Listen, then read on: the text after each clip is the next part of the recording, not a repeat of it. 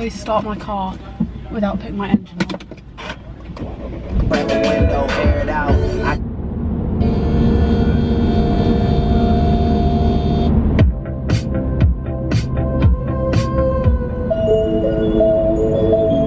Speed cam. I am the first to put my hand up and say I'm not the safest driver. Like, I'm a safe driver, I'm good enough to drive, but there's times when, like, I don't know what lane I'm meant to be in.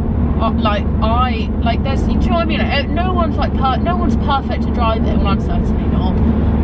But like, sometimes I'm driving and I'm literally I'm trusting that car next to me right now not to just swerve into me and push me off the edge of the motorway. Like, you're actually trusting the most random people, and it's actually quite scary. Like, look at all the accidents that happen, like, because you've put your trust in people. I'm not saying they've broken your trust, I'm literally trying so much crap, but you know what I mean? A lot of thoughts that I like wish I could write down. I can't because I'm driving, so maybe filming will help. But yeah, so I think I'll just chat about whatever comes to my mind. I honestly, I've actually had a pretty decent few weeks. I started uni again a week and a half ago. I had an induction day. I had an induction day 2 weeks ago today, and it was basically just like learning about what the course is like. And I basically I got there 10 minutes late because I drove and I got stuck in loads of traffic, and I got there 10 minutes late, and by the time I'd parked and paid, I sat outside. I found the room after another 10 minutes, so it was 10:20 and my lecture started at 10, not my lecture but the introductory talk, and I sat outside the room until 20 to 11. I was like just refusing to go in. I didn't want to walk in late. Like, I know it's so stupid because it's also like not doing that is going against everything I try and like everything I'm an advocate for, but I just felt like I couldn't. I don't know what was wrong with me that day. Like, sometimes we have those days and that's alright, and I just couldn't bring myself to go in. I was so annoyed at myself. But I sat like right outside the room and the door was open, so I could hear everything they were saying. And obviously it wasn't a lecture, it was just them talking about like introduction to uni, so it wasn't that bad. Like, I didn't miss a lot. I literally heard everything just from outside the room. And then they took a break halfway, luckily, so I went in and apologised to the lecturers and like introduced myself, and said how I'd sat outside the room for 40 minutes, and they were like, oh, you should have just come in. So I went back after the break and I actually got there dead on time. And yeah, learned a bit about the course. I had my doubts at first. I think I'm very wary about uni anyway because I didn't have the best experience.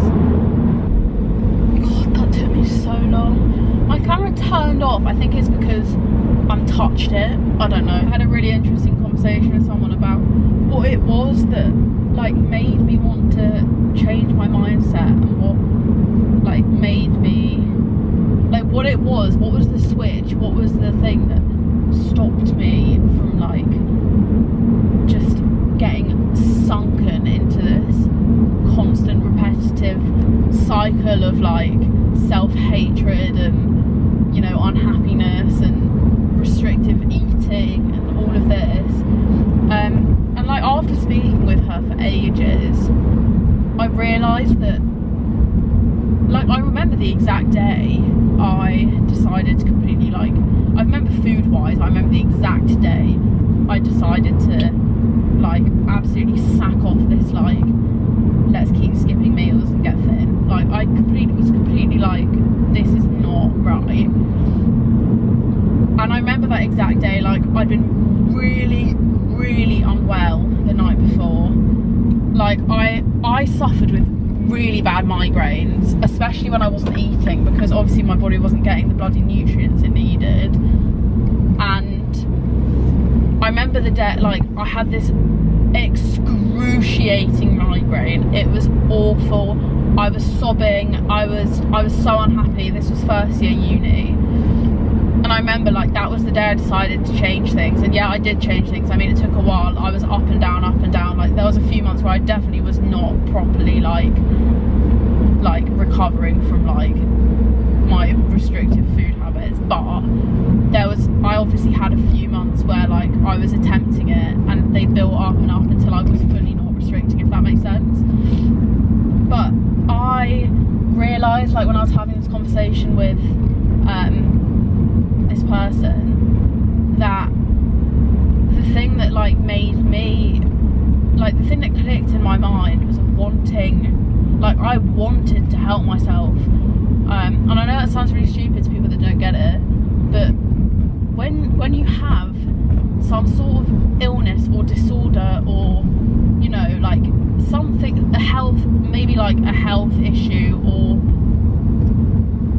you know, like mental health or physical health, either, basically, it becomes part of you. Like people know you, not know you for the disorder you have or illness, but as in people associate you with that disorder, or so be it in your mind. Like people know you as an accompany to that disorder. Like it becomes part of you that you can't shake off. I mean, obviously, well, not obviously, I basically had a year off school when I was in year 11, so I think I was 16 or maybe 15, and I missed a whole year of school, and I had something called chronic fatigue syndrome. Yes, Ella, I know you're going to be laughing at me. And I basically, like, there were so many rumours going around at my school about what I had, or like why I was unwell and stuff. And like when I went back, I had to drop a year, and I was so scared of just being known as like that girl who was ill. Like I was so scared of it, because like it wasn't me, and I knew it wasn't me. Like I'd been ill, it was in my past, but I didn't do sport at school. Like literally, like I never did it again when I went back. Like I never took part in it because my doctor said I shouldn't, and then like after a few months, or after a few years, I was like, well, there's no point me doing it now, do you know what I mean? So like there was always aspects of school that like would not let me forget I had that illness. Basically my point is, once you have an illness or a disorder, I think most of us get it into our heads that like it's permanently there, and it's not. Like it isn't at all. Like when I meet people at uni now, there's no need for me to tell them about like the year off school I had because I was ill and stuff. Like yeah, it drops into conversation sometimes because I'm explaining why I'm 21 and I'm in first year. Not that that's a bad thing, but you know what I mean. But yeah, it drops into conversation, but I don't express myself as the girl who was ill when she was in year 11. Like it's a part of my, the illness is a part of my past. It's not who I am in the present. And I think a lot of people struggle, and I see the habits, and I see the like addictiveness in a lot of eating disorders. Like, and one thing anyone with an eating disorder will tell you is that it's addictive, and it becomes a habit. And habits, I can't remember exactly how long they take to form. I think it's something like 10 weeks. But once you do something for 10 weeks, basically it becomes your routine. So an eating disorder will become part of your routine. Like it becomes a part of you. Like, it's like brushing your teeth. It's awful. And I've seen it in so many other people as well in my life. Like you don't know yourself without that eating disorder, if that makes sense. It's almost like half of your brain is literally taken up by it, and you can't, like, you find it hard to separate yourself from it. So the hardest part of having an eating disorder, or any like physical or mental health disorder, I think, is to like disassociate yourself from it.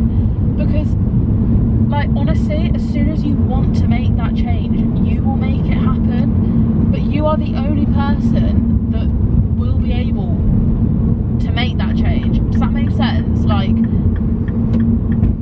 unless I missed my turning. Unless you want to make the change, you're not going to. Like, you can't, I made a post about this on Instagram, but you can't pay for therapists. Like, you can't pay a therapist to change your mindset. You can't pay a personal trainer to like make your muscles massive. You can't pay a school teacher to make your child super smart. Like, it's the same sort of like rule, and it goes across so many different like aspects of life. But it's really sad, but you are the only person that can make yourself change. Like, if you don't want to make yourself change, you're not going to change. And this is why a lot of people fluctuate in and out of recovery as well. I know that I'm making this a lot about eating, but I think it's just because like it's the easiest thing to kind of apply this to, and I think this is how I overcame it. But like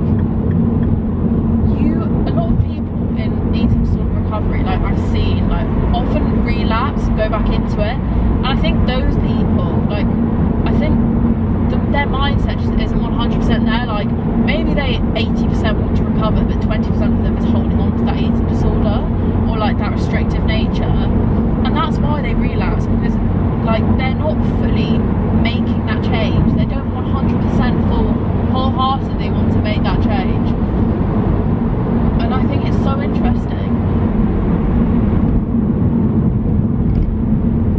Why am I gonna cry? I stopped filming some of my workouts recently, and I actually really enjoyed it. Like I'll film certain exercises that I want I actually the reason I started ever filming in the gym was like just on my phone, was basically for my form. Like it helped me so much, because looking, like you can only do so much in a mirror, and it can be really dangerous. Like when I do RDLs, if I look in the mirror, my spine is not neutral. Like it's actually really bad for you to look in the mirror when you're doing an RDL. Like well, some people may get away with it, but I can't. Like my form is completely messed up, and so filming can really help. Like it can really help you like nail your form. So I film certain exercises now. Like I filmed like cable, I filmed face pulls with a cable today, because like I can never get my arms at the right angle, so I did 3 of them, like literally 3 reps, and like did 3 different angles of my arms to like feel which one felt right, and then watch myself back, and the one that felt right was the one that like, well obviously, but was the one that I like looked correct, so then obviously I knew exactly how to carry on. So that helps me a lot, but not filming every single thing has been so nice. Like I love filming in the gym, and like I'm still going to do it. There'll be workouts that I film. Like I love filming in the gym. I think it's really fun, and I like watching them back and making videos about them and stuff. But I don't think I'm going to film every single exercise of every single workout from now on. I'm just going to film when I feel like filming. But I've got enough videos on my Instagram for people to see my workout, and obviously I was posting the exact same workout the exact same day every single week, because my workout splits like a 6-week thing. So my workout thing's a 6-week thing. So what the fuck was I gonna say? Oh yeah, my workout splits a 6-week thing, so they're gonna be the same for 6 weeks anyway. So then after 6 weeks, when I like change my workout, when I switch it up a bit, I'll film it. Because it's new, but like there's no point in me filming the exact same workout on the exact same day every week. So that's my new plan. And I've started making reels. My reels have actually done alright, like they've done quite well. Not that that's what I care about, but it was just quite nice that people were actually like engaging in it. What else? I feel like I did have a massive wobble. Like at the moment it still is, but I've just been feeling so anxious a lot of the time, and I think it's a lot to do with like, I mean it probably is hormonal as well, but I think it's a lot to do with like change. Like I was gonna say I deal well with change, but I don't at all. I really struggle with change. Like I've been I've been up and down the country over the last few weeks. Like I've still been using the gym every day and stuff, except for my rest days obviously, but I've been using like, I have a David Lloyd membership, so I've been using different David Lloyds across the country, like depending where I am. And like for me, like in my head, it's not a proper routine, so like it makes me a bit anxious. And I think that whenever I feel anxious, I try and pinpoint it, because it really helps me feel like, be able to like break it down and be like, why are you anxious? Because anxiety is usually an irrational feeling.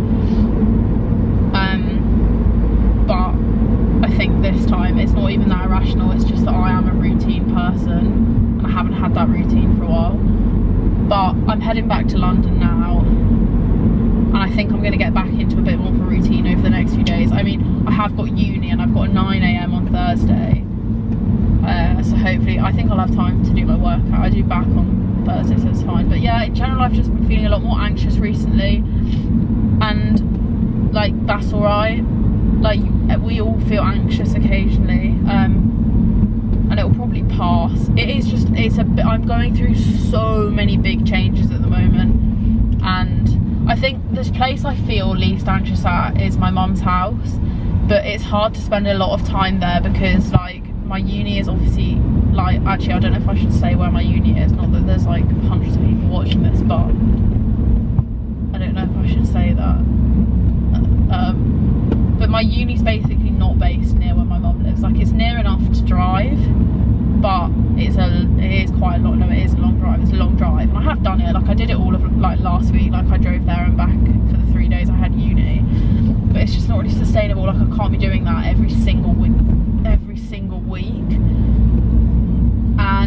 But I also like there's so many reasons behind all this, but can't really go into them all. I like trying new gyms out. Like it is fun.